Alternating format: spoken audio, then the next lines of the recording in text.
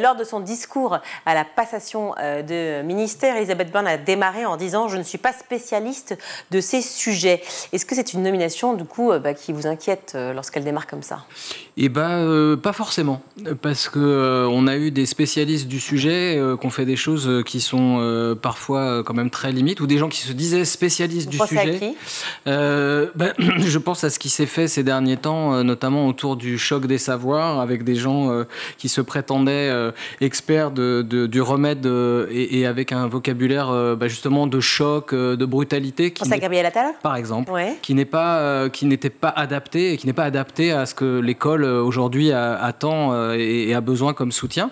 Et puis elle a fait aussi des déclarations sur le fait que on fallait pas forcément attendre un seul modèle de réussite scolaire. C'est pas ce qu'elle a dit à la passation, mais elle a fait d'autres déclarations qui sont intéressantes parce qu'aujourd'hui, on a l'occasion d'échanger et à School TV vous le montrez.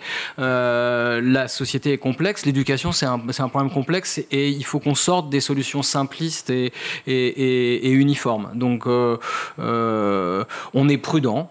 On prend sa nomination, de toute façon, voilà, on est satisfait qu'il y ait une nomination. Sur l'ordre du symbolique, elle est le numéro 2 du gouvernement. Oui, ministère d'État, effectivement. Voilà, et c'est la première fois qu'un ministre de l'Éducation nationale va être numéro 2 du gouvernement.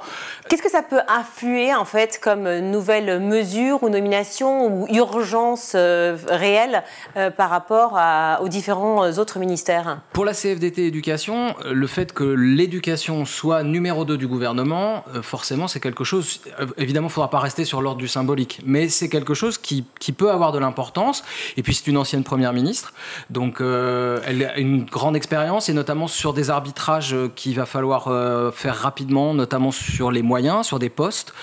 C'est peut-être quelqu'un qui saura faire entendre aussi une voix avec une expérience.